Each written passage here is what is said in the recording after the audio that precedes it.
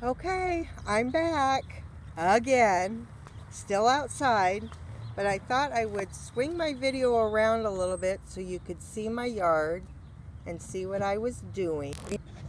Being outside, there's my yard. That's where my garden goes, on the other side of that tree that I'm sitting by. But here's my little bonfire. It was a lot taller than that when I started, but that's my yard. I'll start my garden here soon, okay?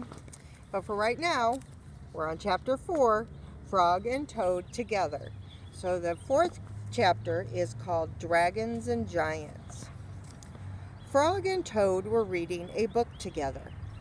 "The people in this book are brave," said Toad. "They fight dragons and giants, and they are never afraid." "I wonder if we are brave," said Frog. Frog and Toad looked into a mirror. "We look brave," said Frog. "Yes, but are we?" asked Toad. It's nice to have a friend like that, isn't it? Frog and Toad went outside. We can try and climb this mountain," said Frog. "That should tell us if we are brave." Frog went leaping over rocks, and Toad came puffing up behind him. They came to a dark cave. A big snake came out of the cave. "Hello, Lunch," said the snake when he saw Frog and Toad. He opened his mouth wide. Frog and Toad jumped away. Toad was shaking. "I'm not afraid," he cried. So here's Frog and Toad going up the hill, and here's the great big snake thinking he's going to have a dandy big lunch. They climbed higher, and they heard a loud noise. Many large stones were rolling down the mountain. "It's an avalanche!" cried Toad. Frog and Toad jumped away. Frog was trembling. "I'm not afraid," he shouted. You can be brave and shout at the same time, don't you think? But maybe in their ways, they were shouting that they were afraid. It's okay to be afraid once in a while. They came to the top of the mountain. The shadow of a hawk fell over them. Frog and Toad jumped under a rock.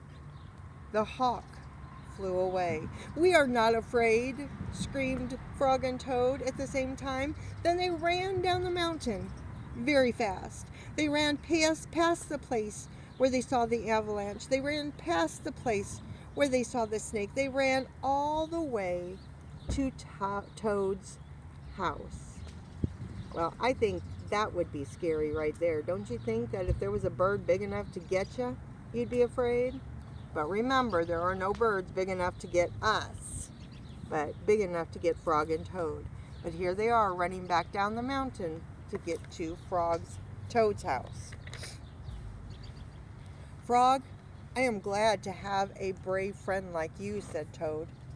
He jumped into bed and pulled the covers over his head. "And I'm happy to know a brave person like you, Toad," said Frog.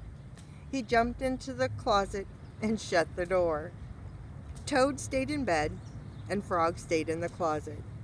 They stayed there for a long time, just feeling very brave together. Isn't that nice? Because the name of our book is what? Frog and Toad Together.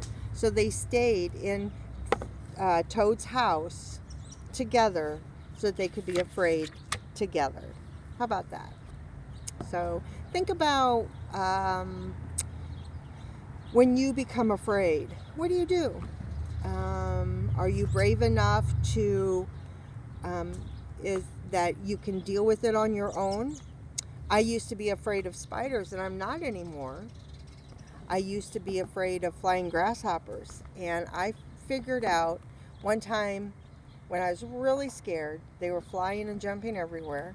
I was really scared, but one landed on me, and it didn't hurt me, and it doesn't bite.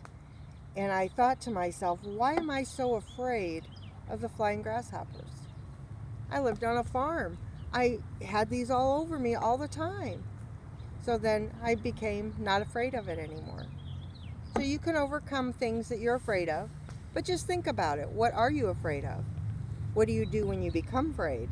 Because there are many things you can do. If you're scared, go see mom, dad, grandma, grandpa, or an aunt. Sometimes a little cousin, a brother, or sister can help. Sometimes just getting underneath the blankets and on your bed and just sit there for a few minutes. But whatever you do, just think about it and go be with somebody. All right? All right. See you guys in a bit.